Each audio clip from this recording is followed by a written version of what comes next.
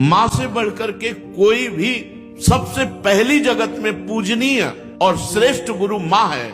इसलिए उन दुर्बुद्धि, उन दुराचारी, उन नरकगामी पुरुषों की क्या बात करें जो अपने माँ के ऊपर हाथ उठा देते हैं, जो अपने माँ को कटुवचन कहते हैं। माँ जैसा 9 महीने गर्भ में रखा, इसके बाद हमारा कितने वर्षों तक मलमूत्र फेंकती रही, अपने रक्त को दूध बनाकर हमें पिलाकर पोषण करती रही। उस माँ का जब सेवा करने का अवसर आता है, अनाथ आश्रम भेजा। अब माना तो 10 लाख रुपया, 100 लाख रुपया जमा कर देगा अनाथ आश्रम में, उनकी खूब सेवा होगी। लेकिन प्यार, अपना पुत्र अगर 2 रोटी लेकर के आए मुस्कुरा करके, माँ कैसी हो, इससे बढ़ करके रुपया पैसा और सुविधा नहीं होती। प्यार कौन देगा?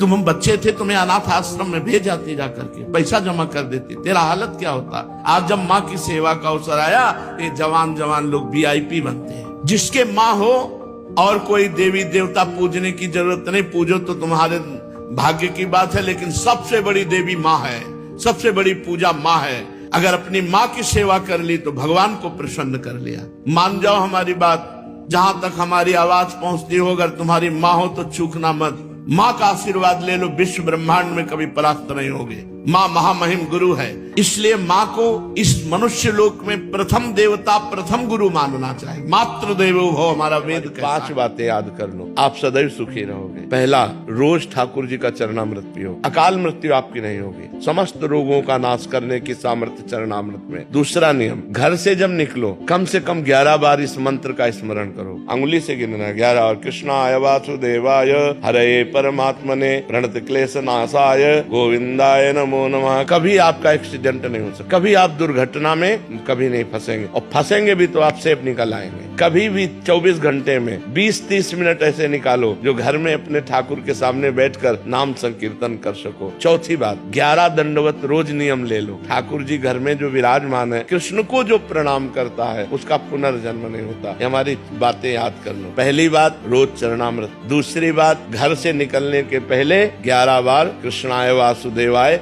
इस मंत्र का जाप करो। तीसरी बात, नाम संकीर्तन 20-30 मिनट अपने घर में करो, जितना आनंद पूर्वक खुद डूब करके नाम संकीर्तन करो। चौथी बात, भगवान को 11 साष्टांग दंडवत करो। और 5वीं बात, वृंदावन की रज ले जाओ, जरा सी रज माथे पे रखी रहनी चाहिए, अपने बालों के बीच में जरा सी रज। फिर आप अपने जीवन को देख लेना, कितना मंगलमय जीवन होता है, कितना आपको पॉजिटिव विचार आते हैं, कितने आप दुख संकट से निवृत्त हो जाओगे। आप मान लो मेरी बात, लोग किसी के आशीर्वाद पर भरोसा करते हैं, हम कह रहे हैं आशीर्वाद का आशीर्वाद हम दे रहे हैं। ये 5 ना, मन को पॉजिटिव सोच के लिए विवश कर देना, ये नाम जप से होगा, दूसरी किसी बात से नहीं होगा।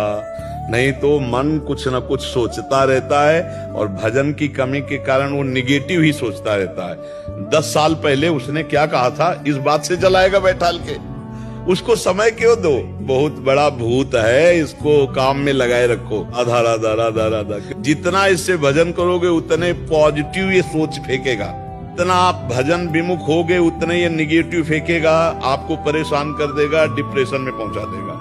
जितना नाम जप करोगे, सही आचरण करोगे, धर्म से चलोगे, पॉजिटिव विचार देगा।